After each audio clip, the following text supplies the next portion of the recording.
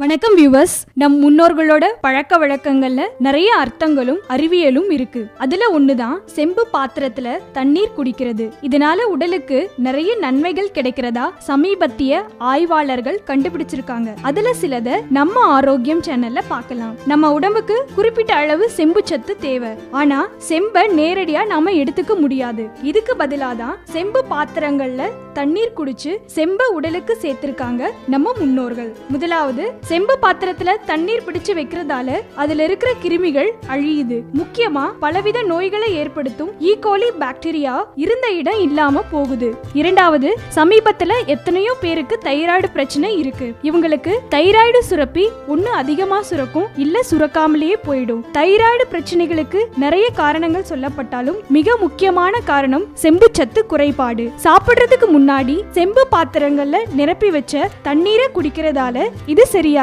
மூணாவது, நம்ம பாட்டி காலம் முதற்கொண்டே பலவிதமான மூட்டு வலிகளுக்கும் எலும்பு நோய்களுக்கும் தீர்வா செம்பு தண்ணீர் இருக்குது. அந்த காலத்துல எலும்பு முறிவு கட்டு போடுறதுக்கு கூட செம்பு பாத்திர தண்ணீரை தான் பயன்படுத்தி இருக்காங்கன்னா பாத்துக்குங்களேன். நாலாவதா, செம்பு தண்ணீரோட மிக முக்கியமான செயல்பாடு இரத்த சோகைங்கிற அனீமியாவை முற்றிலும் தடுக்குது. செம்பு பாத்திரத்துல வைக்கப்பட்ட தண்ணீரால இரத்தத்தின் ஹீமோகுளோபின் எண்ணிக்கை முற்றிலும் அதிகரிக்குது. அஞ்சாவது, செம்பு மிகவும் வேகமான காய நிவாரணின்னு சொல்லலாம். கை, கால், முகம்னு உடம்புல ஏற்படுற பலவித காயங்களை போக்குறதுக்காக தயாரிக்கப்படும் நிறைய ஆயின்மெண்ட்ஸும் ஜெல்லும் பெருமளவு காப்பரை கொண்டிருக்கு. இப்படிப்பட்டவங்க செம்பு பாத்திர தண்ணீரை குடிச்சாலே போதும், காயங்கள் வேகமா குணமடையும். ஆறாவது, இப்போதைக்கு பெரும்பாலான குழந்தைகள் ADHD, அதாவது வயதுக்கு மீறிய மூளையின் தீவிர செயல் தூண்டலால பாதிக்கப்படுறாங்க. இப்படிப்பட்டவங்க சொல் பேச்சு கேட்காம அளவுக்கு அதிகமான சுட்டித்தனத்தோட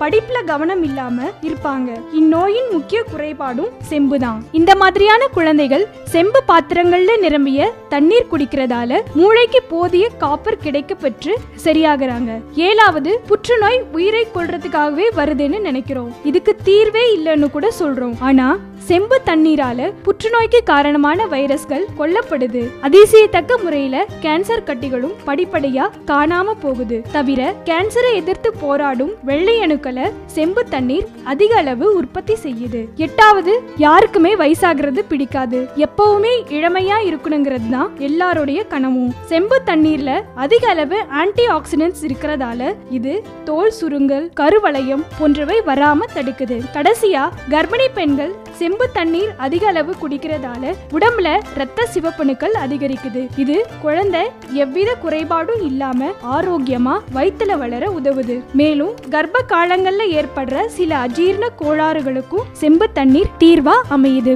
இந்த குறிப்புகள் உங்களுக்கு நிச்சயம் பயனுள்ளதா இருக்கும்னு நம்புறோம். இன்னும் இந்த மாதிரி ஆரோக்கியம் சம்பந்தமான குறிப்புகளை தெரிஞ்சுக்க மறக்காம நம்ம ஆரோக்கியம் சேனலை சப்ஸ்கிரைப் பண்ணுங்க.